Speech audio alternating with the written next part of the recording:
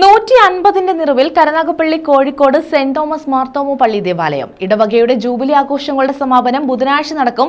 ഭാരവാഹികൾ വാർത്താ സമ്മേളനത്തിലാണ് ഇക്കാര്യം അറിയിച്ചത്. കരുനാഗപ്പള്ളി കോഴിക്കോട് സെന്റ് തോമസ് മാർത്തോമ പള്ളി ദേവാലയം 150 നിറവിൽ ഇടവകയുടെ ജൂബിലി ആഘോഷങ്ങളുടെ സമാപന സമ്മേളനം ബുധനാഴ്ച വിവിധ പരിപാടികളോടെ നടക്കുമെന്ന് വികാരി Thomas Koshy, general convener Philip K Samuel, vice president Jacob Varghese, Annie Saji, PT. Joji, Betsy Thomas എന്നിവർ അറിയിച്ചു.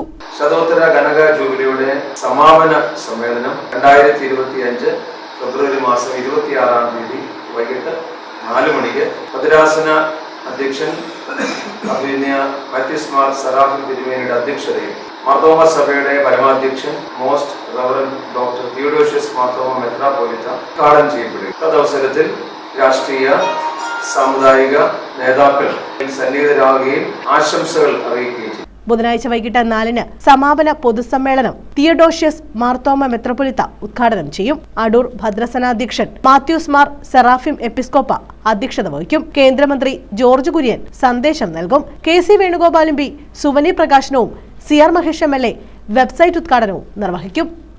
News bureau, Karunagappally.